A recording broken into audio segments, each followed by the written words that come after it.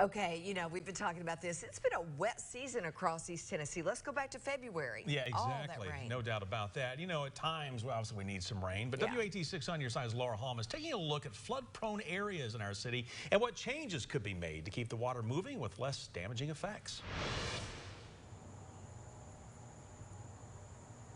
Well, Bo and Lori, a big question so many have today is how does severe flooding happen so fast?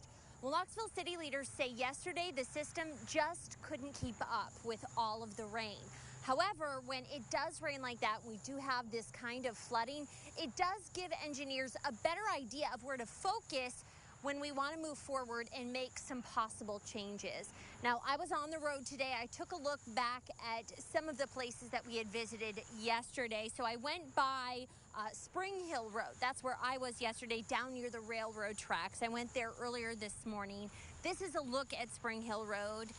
Cars can get through. There's really no ponding water. Things are looking good and clear, and the road is reopened.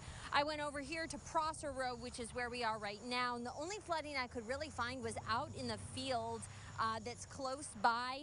City leaders say that crews with Public Works check out about a dozen chronic flooding sites in the city before and after a storm.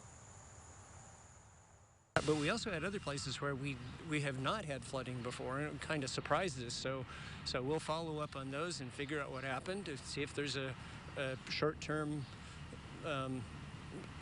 maintenance issue, or whether there's a longer-term issue, or if it was just a freak event.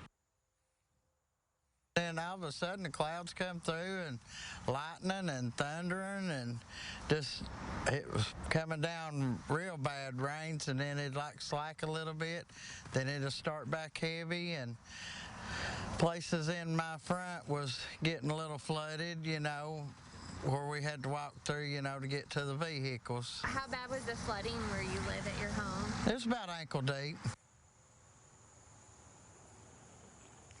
Now, when it comes to where floodwater goes, city leaders say that it all drains into the Tennessee River. However, in some areas that are not close to a body of water, that water goes into sinkholes, and that's used for storm drainage.